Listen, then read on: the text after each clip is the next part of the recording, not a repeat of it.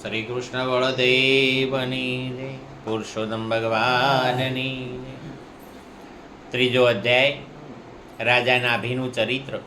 શ્રી સુખદેવજી કહે છે કે, હે રાજન, આગ્નિદ્રના પુત્ર નાભીને કોઈ સંતાન ન હતું. તેથી તેમણે પોતાની પત્ની મેરુદેવી સાથે પુત્રની કામનાથી ભગવાન યજ્ઞપુરુષ એકાગ્રતાપૂર્વક યજન કર્યું. જો કે સુંદર અંગોવાળા શ્રી ભગવાન દ્રવ્ય, દેશ, કાળ, મંત્ર, ઋત્વિ, દક્ષિણા અને વિધિ યજ્ઞના આ સાધનોથી સહજપણે મળતા નથી, તો પણ તેઓ ભક્તો પર કૃપા કરે છે. તેથી મહારાજ નાભીએ જ્યારે શ્રદ્ધાપૂર્વક વિશુદ્ધ ભાવે તેમની આરાધના કરી, ત્યારે ભગવાનનું ચિત્ત પોતાના ભક્તનું અભિષ્ટ કાર્ય કરવા માટે ઉત્કૃષ્ટ થઈ ગયું. જો કે તેમનું સ્વરૂપ સર્વથા સ્વતંત્ર છે, તો પણ તેમને પ્રવર્ગ કર્મનું અનુષ્ઠાન થતી વેળાએ તે સ્વરૂપને મન અને નેત્રોને આનંદ આપતો અવયવોવાળી અતિ સુંદર હૃદયાકર્ષણ મૂર્તિનું પ્રગટ કર્યું. તેમના શ્રીઅંગ પર રેશમી પિતાંબર હતું. વક્ષ સ્થળ પર સુમનોહર શ્રીવસ્ત્રનું ચિહ્ન સુશોભિત હતું. ભુજાઓમાં શંખ, ચક્ર, ગદા અને બ્રહ્મ તથા ગળામાં વનમાળા અને કૌસ્તુભમણી શોભા હતી. સમગ્ર શરીર અંગ પ્રત્યંગની કાંતિને વધારનારા કિરણ સમૂહથી યુક્ત હતું. મુગુટ, કુંડળ, કંકણ, કટીમેખલા, હાર, બાજુબંધ, નુપુર વગેરે આભૂષણોથી વિભૂષિત હતું. આવા પરમ તેજસ્વી ચતુર્મુખ મૂર્તિ પુરુષ વિશેષને પ્રગટ થયેલા જોઈને ઋત્વિજ, સદસ્ય, યજમાન વગેરેને તમામ લોકો એવા આહ્લાદિત થયા કે જેમ નિર્ધન મનુષ્ય અપાર ધનરાશિ મેળવીને ખુશીથી ફૂલ્યો સમાતો હોય છે. પછી બધાએ માથું નમાવીને અત્યંત આદરપૂર્વક અર્ધ વડે પ્રભુની પૂજા કરી અને ઋત્વિજોએ તેમની સ્તુતિ કરી. ઋત્વિજોએ સ્તુતિ કરતાં કહ્યું કે, હે પૂજ્યતમ, અમે આપના અનુગત ભક્તો છીએ. આપને અમારા વારંવાર પ્રણામ હો. આપ પૂજનીય છો, પરંતુ આપની પૂજા કરવાનું અમે શું જાણીએ? અમે તો વારંવાર આપને નમસ્કાર કરીએ છીએ. આટલું જ અમને મહાપુરુષોએ શીખવ્યું છે. આપ પ્રકૃતિ અને પુરુષથી પણ પર છો, તો પછી પ્રાકૃત ગુણોના કાર્યભૂત આ પ્રપંચ બુદ્ધિ ફસાઈ જવાથી આપના ગુણગાન કરવામાં સર્વથા અસમર્થ એવો કયો મનુષ્ય છે કે જે પ્રાકૃત નામ, રૂપ અને આકૃતિ વડે આપના સ્વરૂપનું નિરૂપણ કરી શકે? આવા સાક્ષાત પરમેશ્વર છો. આપના પરમ મંગલમય ગુણો સમસ્ત પ્રજાના દુઃખોનું દમન કરનાર છે. જો કોઈ આપને વર્ણવવાનું સાહસ પણ કરે તો તેમના માત્ર કોઈ એક અંશનું જ વર્ણન કરી શકશે.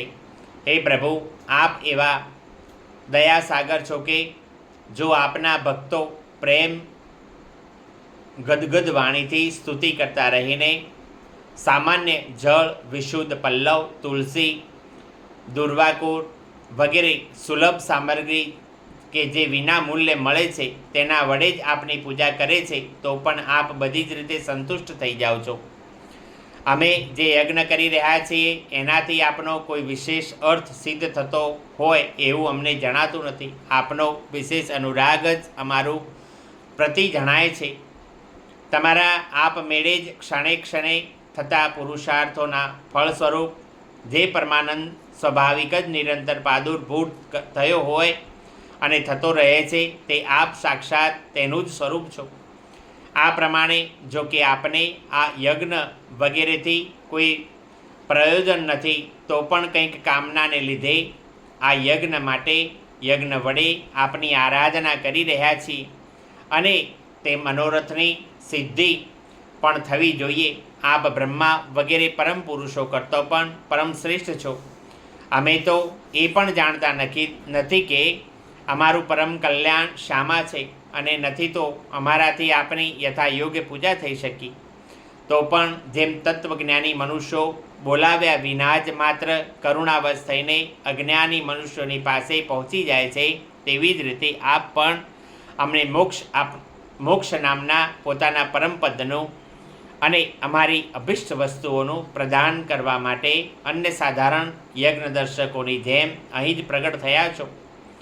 હે પૂજ્યતમ, તમને સૌથી મોટું વરદાન તો શો એ જ આપી દીધું કે બ્રહ્મા વગેરે સઘળા વરદાન પામનારાઓમાં શ્રેષ્ઠ હોવાથી આપ રાજર્ષિ નાભીની આ યજ્ઞશાળામાં અમારું આંખો સામે જ સાક્ષાત પ્રગટ થયા છો. હવે અમે બીજું શું વરદાન માગીએ?